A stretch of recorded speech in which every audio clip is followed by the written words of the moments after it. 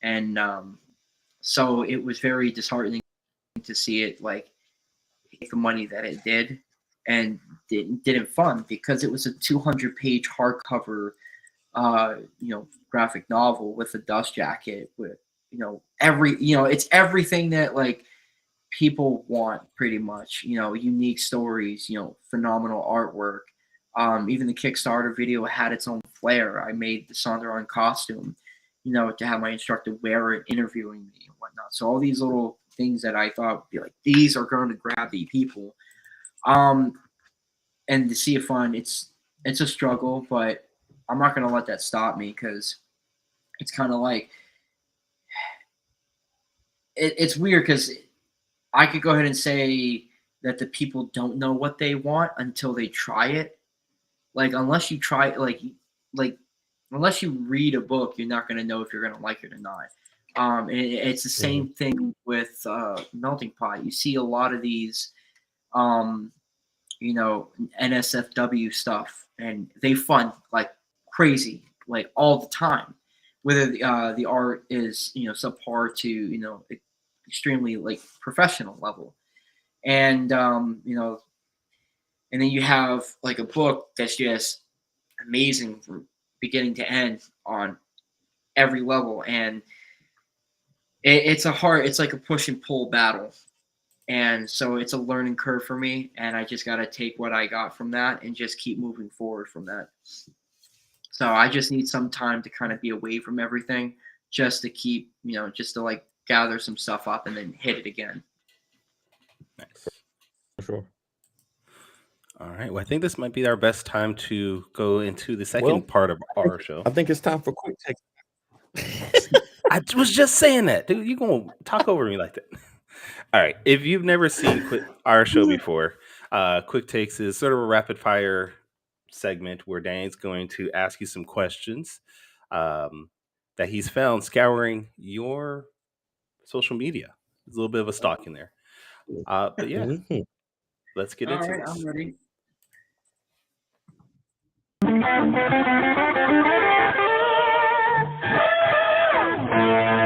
Quick Takes.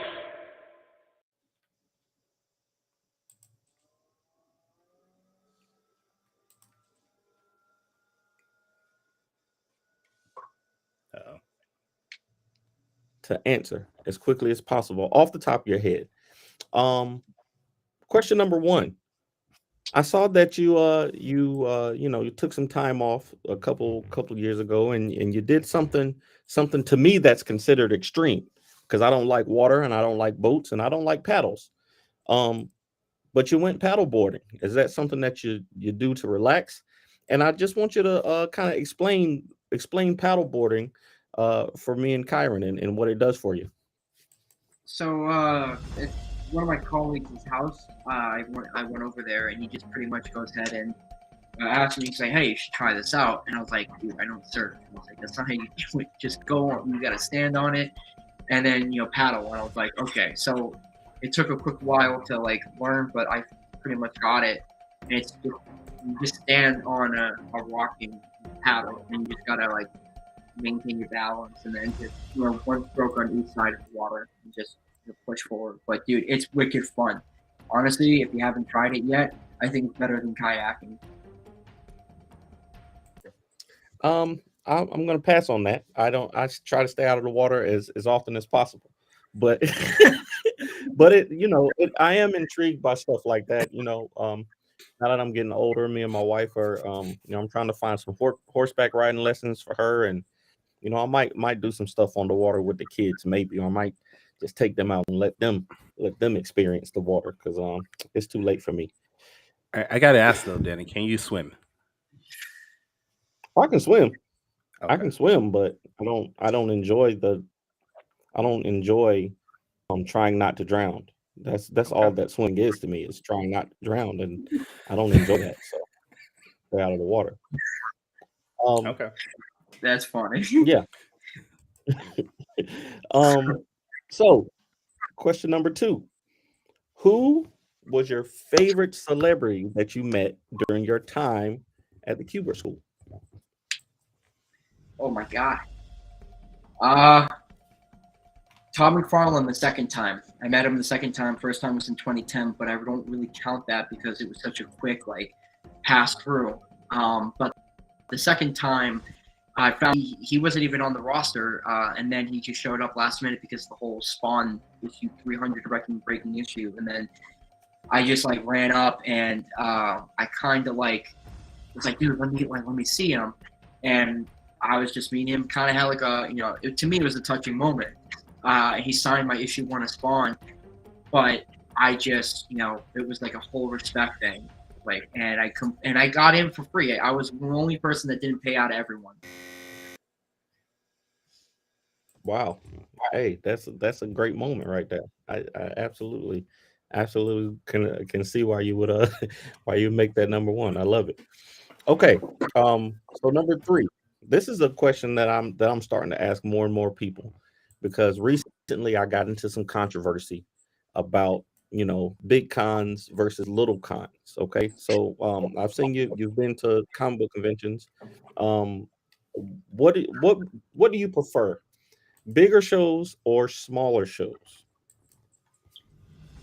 Okay, so that's kind of a toughie. I'm kind of in the middle with that. The one thing I don't appreciate about the bigger shows is that they have to pull their weight by getting all these celebrities. So the bigger shows is more about the mainstream media of celebrities and the high end top popular artists, whereas the little shows, it really gives a spotlight on all the little guys, and even the individuals, let's say Tom Mandrake and Jan Dursema. Those guys are hard hitters in the industry, but for some reason they're not as well known as Tom McFarlane, for example. But they're just as important. And so yeah, the little shows I'll probably prefer more so than the bigger ones. You see, Kyron? I told you I was right. When did I say that? Never mind. I'm tired of you. I'm tired of you throwing me under the bus, dude. It's what I do. It's what I do, sir. Yeah, all right. So, question number 4: do you prefer? And I think I know the answer because I see what you're doing right now. But do you prefer traditional art, pen and paper and ink and colors, or digital, and why? I like traditional. I gotta practice more digitally, honestly, because there's a lot of good stuff that you can do. I mean, and a lot of time that you can save. But personally, for me, I love traditional because the nibs, the brushes, focus markers, all this different stuff that you can use. Plus, it's going to give you more of an understanding to use these materials when you go to shows, because you can make more money when somebody is like, "Can you draw me something on the fly?" And you can do that. Whereas there is a struggle with people who do digital, where they have a hard time trying to do some traditional stuff because their hands are not used to that. They're so used to that pad than it is on paper. Hey, I see. I like that. I like that. I know I like going to shows and getting commissions from artists, and I have my traditional stuff is highly regarded in my house. So but as a comic book producer, as somebody who makes and publishes comics, I absolutely appreciate digital work. And it a lot of times it can be a lot faster and it's easier to reproduce and to sell to people. But I collect the traditional stuff. So we'll just say that. All right. Last but not least, I see, especially with your series, and I've seen other things that you posted online. I want to know, what are your top 5 sci-fi series of all time? Okay. Let's see. First one's got to be Weird Science. All the EC comics from back in the 40s. Those are powerhouse hitters right there. So I group them as one. Second one have to be Avatar, because it really focuses on the Na'vi people. I'm so sick and tired of Jake within that. And plus Jan Dursema draws it. The third one has to be The Gardener by Matt Emmons, who launched this Kickstarter and funded. Dude, that book kicks ass. It's so good. The fourth one has to be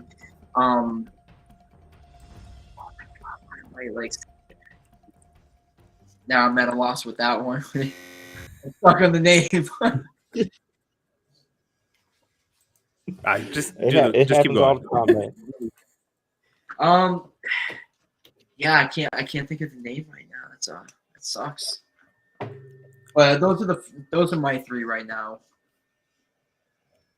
I kind of Hey, mainstream comics is I'm not really grabbed by mainstream comics like I was anymore, because I've seen it's like beating a horse with a stick like over and over again. I'm just seeing all these ideas that they've just been using for so many years, and they do it the same thing over and over again, and it's just so tiring. Where indie comics are, oh my god, just great stuff. some good ideas out there, man. Some good ideas. There's a book called Starcore that's coming out pretty soon. I don't know if you've heard of it, but it's a pretty good looking book, man. You know, it's I think it's coming to Kickstarter soon. It's got kind of a sci-fi, comedy thing to it. So I think you should probably check that one out. But thanks for thanks for doing that. No, you're welcome, man. I was actually gonna say Upstarts from Kickstarter was also a great book too, sci-fi. I was really impressed with that. That's a good one. That's a good one. All right, back to you, Kyron.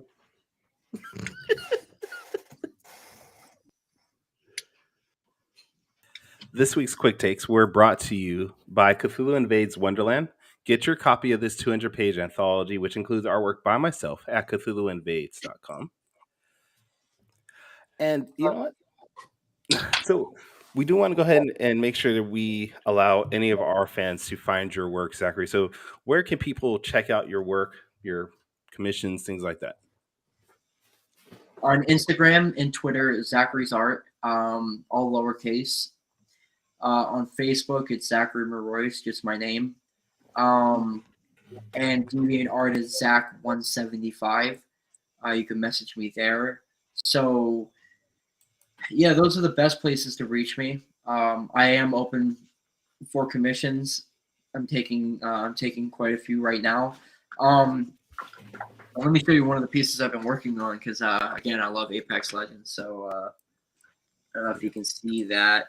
Hold on, let's highlight you. There we go. Nice. I think I actually saw the black and white of this on your Facebook page a couple days. Yeah, it's definitely a work in progress. I'll be posting that on Instagram pretty soon. So I'm kind of like fingers crossing on the colors right now. I don't want to mess them up. Nice. All right. And Danny, what about you? Where can we get all your work at? If you're looking for me, the best place to find Ace Blade Supreme and Lumberjacks is fourthwallpros.com. And if you want the social medias, it's the Ace Blade on all socials. What about you, Kyron? Where find you? Is King Supreme actually still with Fourth Walls, or didn't he leave? Yeah, he's still Fourth Wall. Okay. Me and Wally co-own King Supreme, so that's the Fourth Wall and One Emperor's production. I just never seen any promotion from you or Morgan for King Supreme, so it's it's all about Ace Blade Lumberjack, and seems like King Supreme's just being shoved to the side a little bit, but that's don't do that. don't I'm just gonna sip my tea here, so no. Now who's throwing who under the bus? Kyron? All right. You can find my work at tauruscomics.com. I am on Facebook, facebook.com/tauruscomics, and also on Twitter and Instagram at tauruscomics. And if this is your first time checking out the Foretales podcast, you can go back to our website and get all our old episodes from season 1 and this season of season 2. That is at foretalespodcast.com. That's the number 4, TALES podcast.com. But join us in 2 weeks when we have our next amazing guest, which is going to be JG Traveler. He's going to talk to us about his mega series that he has coming up. But until next time, sayonara, goodbye, and please take care of yourselves. Music provided by my brother, Quix Made It. Find him online in YouTube, Instagram, and SoundCloud. I want to know what it is Quick is trying to say.